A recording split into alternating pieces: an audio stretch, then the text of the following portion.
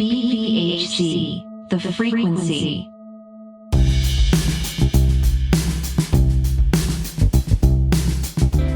Good morning, Boulder County. It's Wednesday, April 8th. I'm your host, Shay Castle, and this is The Frequency, a weekly local podcast covering the news, events, and voices shaping the Boulder Valley. This podcast is made possible by listeners and local businesses. You can sponsor an episode of The Frequency and reach our growing audience of highly engaged listeners. Email boulderfrequency@gmail.com. Today, we're revisiting the world of AI to talk about a deal CU is pursuing with the makers of ChatGPT. Critics say the contract is so concerning for the privacy of students, faculty, and staff that it should be scrapped entirely. But first, the headlines. 42 employees at NOAA in Boulder will be furloughed May 15th if the Trump administration doesn't unfreeze funding, according to Boulder Reporting Lab. That represents half the staff at the Global Monitoring Lab for the National Oceanic and Atmospheric Administration.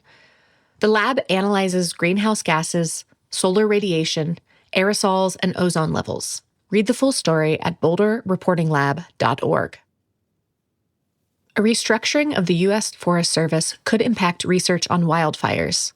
The USDA, which oversees the Forest Service, announced last week it would close 57 of its 77 research and development centers, consolidating into one location in Fort Collins. Critics believe the move may cause many Forest Service employees to quit rather than relocate. A similar consolidation and relocation of the Bureau of Land Management led to 87% attrition, according to reporting from the New York Times. Local firefighters received training from the U.S. Forest Service on subjects like investigating the origins and causes of wildland fires. An anonymous Forest Service scientist told the New York Times it was unclear if research funding was on the chopping block. A separate researcher added the administration's focus on climate change denial downplays studies that show how stressed and vulnerable the nation's forest and grasslands are. Quote, "This move will lead to an increasing divergence between sound science and land management," Kevin Hood, head of a national nonprofit forest protection group, told the publication. There will not be a public hearing for a liquor license modification for The Kitchen, the downtown restaurant owned by Kimball Musk. Per city rules, Musk's name was publicly displayed on the front of his business as it seeks to amend its liquor license as part of the city's outdoor dining program. A sign posted in the business window named Musk and Kitchen co-owner Hugo Matheson and notified the public of a potential April 15th hearing. The application generated interest after Musk was named in the Epstein files in early February. The application is a routine renewal and minor modification, according to a city spokesperson. A public hearing would only be held if comments from specifically defined interested parties were received. The city did receive comments, a spokesperson confirmed, but no one who wrote in identified themselves as owning a business or living in the area surrounding The Kitchen, necessary criteria to trigger a hearing. Residents of Boulder can still speak during the open comment portion of the April 15th virtual meeting, which starts at 3 p.m. There have been no significant protests or demonstrations against Musk, The Kitchen, or his other Boulder business, drone company Nova Sky Stories. Memorabilia from Boulder's Dark Horse will be auctioned off April 14th in Denver. A website has been set up on rollerauction.com for the sale of the bar's beloved decor, including large items like statues, carriages, and sleighs. A video posted to the Dark Horse Facebook page shows the items being removed. Proceeds from the sale will pay for employee severance, according to the post. A list of specific items up for bid has not yet been released. Find details, including date, time, and location, in our show notes. I already thought it was bad when I when I read the initial announcement. But then after seeing the contract especially, it's kind of like horrifying. It's really bad in terms of the data privacy issues especially. On February 11th, the University of Colorado announced a major deal with OpenAI, makers of ChatGPT. For $2 million each year, every student, faculty, and staff member in the CU system would get access to a version of the popular AI chatbot specifically designed for universities. CU is an early adopter of the platform, alongside Columbia University, Oxford, and the California State University system. Backlash to the deal was swift, and by the last week of March, CU was already scaling back the rollout, delaying student access until August of this year. Critics have raised a myriad of privacy, ethical, and environmental concerns with the technology itself, as well as transparency concerns related to the decision-making process. An open letter to CU protesting the deal had nearly 800 signatures as of early April. The very first person to sign was Aaron Gluck, a PhD student in computer science and member of iSAT, the National AI Institute for Student AI Teaming. iSAT, funded by the National Science Foundation, studies how AI tools can be used in classrooms. It was Aaron's voice you heard just a moment ago. He and media studies professor Lori Emerson joined me to talk about their objections to the CU OpenAI deal. Content warning. This discussion includes mention of suicide. I think, too, in the upper administration minds, students and faculty and staff are already using ChatGPT, whether it's the free version or the paid version. And this is producing a situation where they're not able to responsibly handle privacy concerns. They're not able to have any control over the data that's being uploaded or mined. And also, I suppose in their minds, it could potentially be producing some sort of inequity across campus between those who can afford the paid version and those who cannot. And so they chose to go the route of this walled garden option that OpenAI offers and that they're doing with multiple other universities across the US.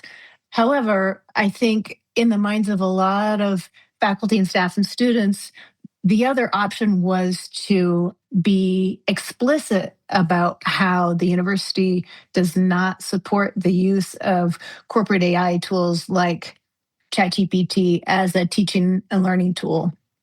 And instead, what they did was, Aaron might disagree, but I think they're implicitly endorsing its use throughout the entire system, which comes with the potential to completely upend the purpose of higher education altogether. I don't disagree, for the record. I very, very much agree with that. One of the differences between this and the kind of freely accessible version would be that if you don't pay, then you have lower usage limits. In theory, you'd have essentially more use of the tool available as well. And the irony to me is that CU signed this agreement with OpenAI under the guise of equity and accessibility, but there's like abundant evidence for almost the last, let's just say the last 5 years, that in fact, tools like ChatGPT produce, perpetuate, and reinforce all sorts of biases against people in marginalized communities. So yeah, I just wanted to add that. I'd love to hear, in your words, a little bit more of why AI is antithetical to learning, or however you would phrase that.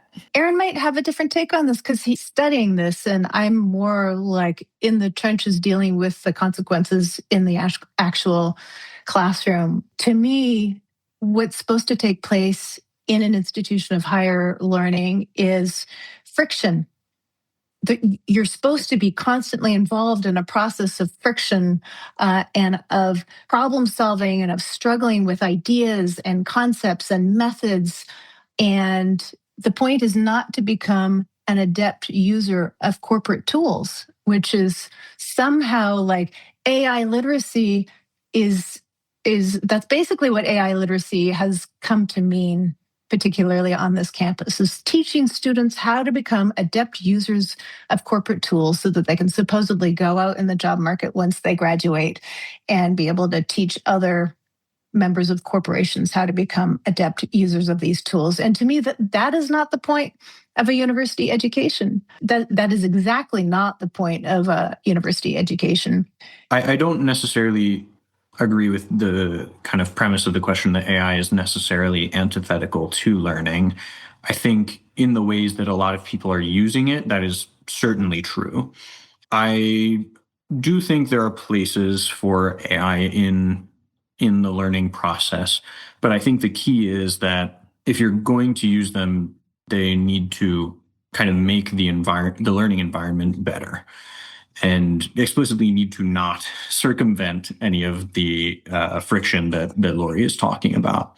And you still need to allow the students to wrestle with ideas, wrestle with other people's ideas. On the part of teachers as well, you need to make sure that they are very conscious about how they're designing assignments and how they're grading and all of these other things that factor into how students are able to achieve the learning and also understand their own progress. We are not just like wholesale against AI in higher education.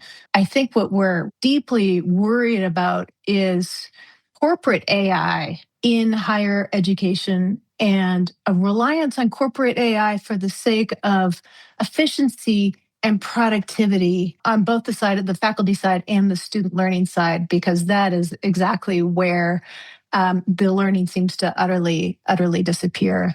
But also more largely stymied by the fact that the extreme environmental impact of the data centers that are required to run these corporate AI tools is constantly glossed over when it's undeniable that it's already having a catastrophic effect on our environment that is also already overtaxed and is unable to keep up with water demand and electrical demand and so on and so forth. That is not something that can be just brushed aside to me. Like, that is also at the heart of what really deeply concerns us. I'd love to know what your ultimate aims are. And I want to ask this in a two-part way. If you could wave a magic wand and have this resolve in this way, what would you want that to be? And then maybe a more realistic version of like the way to make that likely reality the best it could possibly be. Does that make sense? The best possible scenario is for CU to cancel this contract with OpenAI, period. I don't think that the university should be partnering with this corporation in particular, and it definitely should not be partnering with this corporation on the terms that are spelled out in the contract. I don't think there's any way to come up with ethical best use guidelines for a system that's inherently flawed and deeply problematic and demonstrably harmful. I don't want to say what's realistic and what's not. I guess to me, higher education is already, if we keep ceding more ground to the corporate power, there's not going to be anything left. Yeah, I'm very much on the same page in terms of best case scenario being the complete cancellation of this deal. I grow less and less optimistic each time the university communicates with us about the issue. They're very dug in on doing this, which I and many others are very unhappy about. If you're going to say that the deal is going to happen no matter what, and there's nothing I can do about that, then at the very least, the terms of the contract absolutely have to change in terms of how the data is being handled. There also needs to be way, way more transparency from the people in these decision-making positions. Ideally, they would have included experts on this type of technology in the decision-making process. That, by all accounts, did not happen. If we want to write up some ethical use guidelines, that's all well and good. I don't know how much effect it will actually have. I think we should probably still do it to at least try to minimize the harm some of the students will see. There's also been messaging from the university about our Office of Information Technology, under certain circumstances, being able to look at your chat history and all of this, but there's no clarity on under what circumstances they can do that, what kind of like specifically they are allowed to look at. And so there's, of course, surveillance issues kind of ripe for the picking, shall we say. I mean, there's so many on the part of both of the university and OpenAI. So like as far as what's realistic, it's really hard to kind of determine, given the state of the contract, what we can do at this point other than cancel it, or at the very least to do some like very, very large scale amendment. What should I be asking? What have we not touched on or mentioned that is really critical to people trying to understand this issue? And I do want to acknowledge that, even though people listening to this might not be part of the CU system itself, like CU is still part of our community and they still might have an interest in it. So if there's any way that folks not in the CU system can get involved and you want to let them know about it, that would be great too. We have a Signal chat group that anyone in the CU system is welcome to join. We have a Zulip, which is like an open source version of Slack, where we're trying to organize like different facets of activism, like letter writing, more teach-ins, skill shares, that sort of thing. But I guess I wouldn't mind underscoring the fact that a lot of output from LLMs like ChatGPT is not only biased and discriminatory, but it's also often factually incorrect. It's academically dishonest and sometimes outright harmful to the mental health of users. And ChatGPT psychosis is becoming more and more rampant and widely documented. And again, it's hard for me to understand a university rolling out a tool like this that is showing to produce such profound harms, especially on young people or vulnerable populations.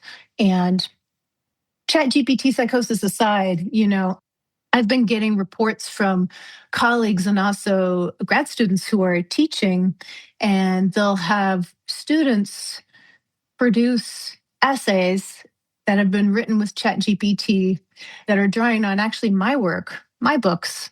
And the content has come through completely garbled, inaccurate, and it cites a fictional author. Interestingly enough, it's always a male author. On a really personal level, I think about how I've invested at least 20, 30 years of my life into reading, writing, teaching, and then for my work to just be stolen, misrepresented, and misattributed to me it really stings. And I'm only one example of millions.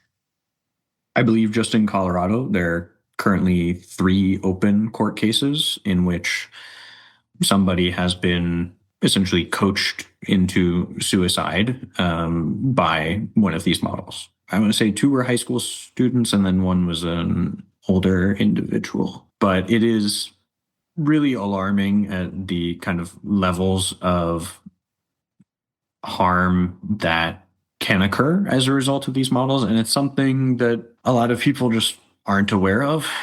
I have a very kind of idealistic perspective on the second piece of what Lori was talking about, in particular regarding like correctness of the models. Like, frankly, even if they were 100% correct all the time, I wouldn't care. And I would still tell you, you should not use them for these types of purposes, specifically because there's no cognitive process that you're interacting with. And so you're really just getting some kind of essentially linguistic output that is statistically calculated as being, most likely given a certain string of words has been input, right? Which is the string or the prompt that you have given the model. The very simple question I ask anybody, right, is how is it any different using this model to complete your assignment than having another person do the portion of the assignment that is being completed by the model? Fundamentally, there's no difference, except if you have somebody else do it, at least there's thinking going into the process, right? It's still not yours, but there is thinking going into it. People interested in joining the Signal or Zulip that Lori mentioned, or stay up to date on this issue and the group opposing the OpenAI contract, can email AI_critical@proton.me. Find that email address and relevant links to this story in our show notes. Something else you can find in our show notes: links to news articles about those 3 cases Aaron mentioned, where Coloradans interacting with AI chatbots died by suicide.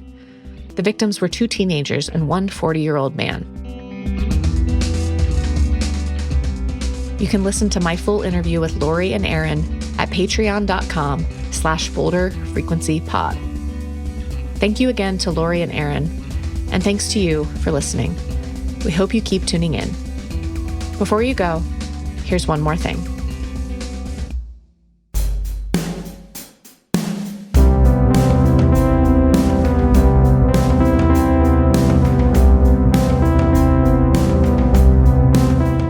I want to know, among other things, just how much of the information that AI collects is being used, and what would surprise the American people in terms of knowing how that information is collected? Yeah, that's the thing that would probably shock most Americans. Companies are collecting data from everywhere. Your browsing history, your location, what you buy, what you search for, even how long you pause on a web page. Then they're feeding all of that into AI systems that create incredibly detailed profiles about you. What would surprise people is how little they actually consented to and how little they understand about it. Most people click agree on terms of service without reading them, and they have no idea that their data is being combined with thousands of other data points to build a picture of who they are. And then that AI uses those profiles to decide what ads you see, what prices you're shown, even what information gets prioritized in your social media feed. It's all happening in the background, invisible and largely unregulated.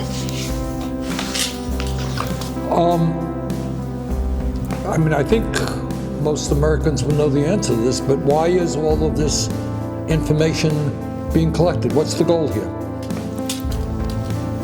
Money, Senator. It's fundamentally about profit.